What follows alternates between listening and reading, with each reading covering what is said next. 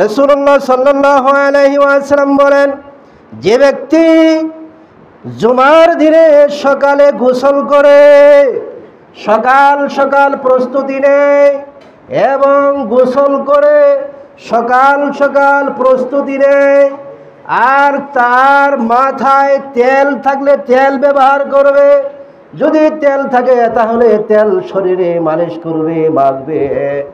এরপরে যদি আতর থাকে তাহলে আতর ব্যবহার করবে, এরপর যদি সুরমা থাকে তাহলে সুরমা ব্যবহার করবে।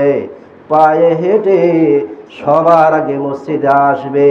রাসূলুল্লাহ সাল্লাল্লাহু আলাইহি ওয়াসাল্লাম বলেন, তার আমলনামায় আল্লাহ তাআলা নেকি দান করেন।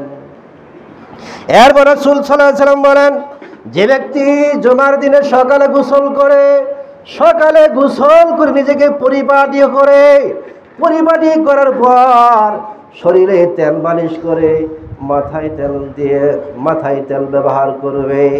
যদি তার সুরমা থাকে তাহলে সুরমা চোখে লাগাবে, আর যদি তার আতর থাকে তাহলে আতর তার শরীরে লাগাবে।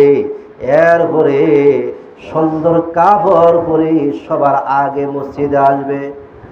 এখানে একটি কথা আছে, ভালো করে শুনেন। এখানে একটি কথাটা কি, সুন্দর কাপড়, ভালো কাপড়। এখন ভালো কাপড় কাকে বলে, সুন্দর কাপড় কাকে বলে?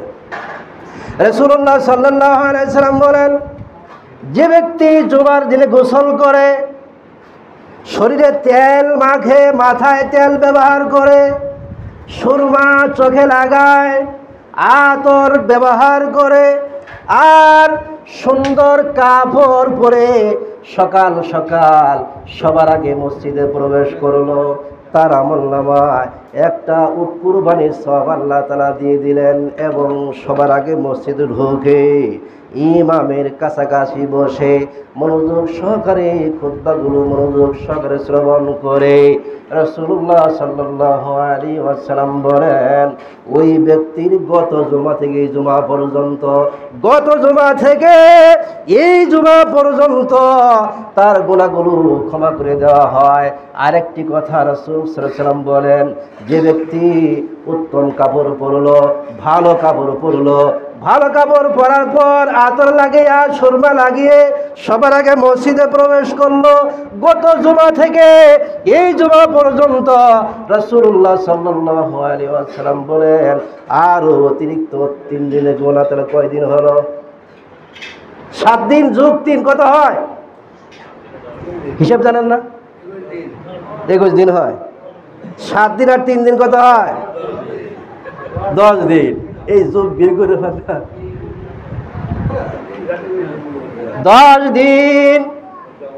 তাহলে রাসূলুল্লাহ সাল্লাল্লাহু আলাইহি ওয়াসাল্লাম বলেন, যে ব্যক্তি জুমার দিনে সকাল সকাল পরিপাটি হয়, সকাল সকাল পরিপাটি হয়, মাথায় তেল দেয়, শরীরে তেল মাখে, মগা চোখের মধ্যে সুরমা লাগায়, আতর ব্যবহার করে, আর সুন্দর কাপড় পরে সবার আগে মসজিদে আসে, সবার আগে কাতারে বসে ইমামের কাছাকাছি বসে, ইমামের কাছাকাছি বসে মনোযোগ সহকারে খুতবা শোনে, গত জুমা থেকে এই জুমা পর্যন্ত আর অতিরিক্ত 3 দিন গুনাহ, মোট 10 দিনের গুনাহ আল্লাহ তাআলা ওই ব্যক্তির গুনাহগুলো আল্লাহ ক্ষমা করে দেয়। বলি সুবহানাল্লাহ।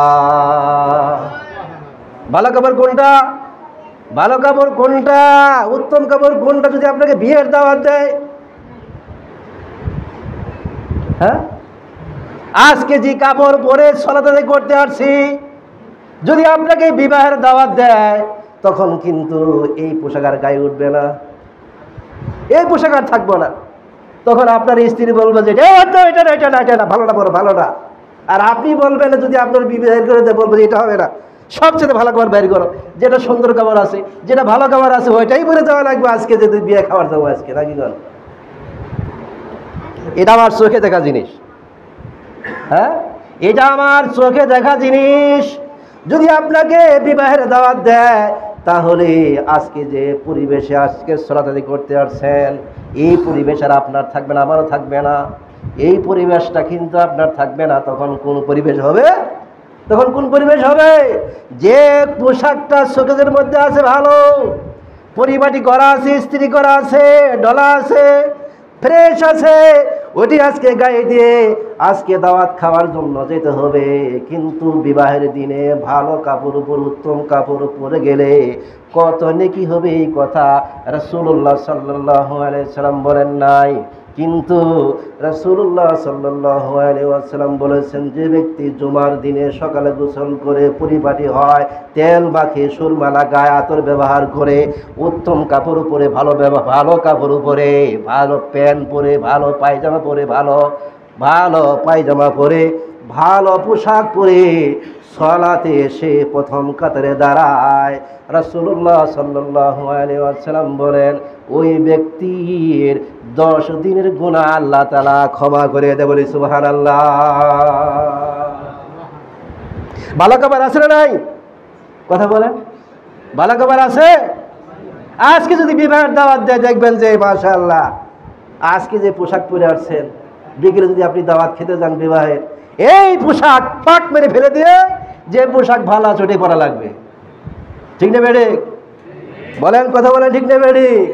কিন্তু সালাতে যে সুন্দর পোশাক, এটা আল্লাহ বলেছেন যে তোমরা সালাতে যখন দাঁড়াও তখন সুন্দর পোশাক তুমি পরো,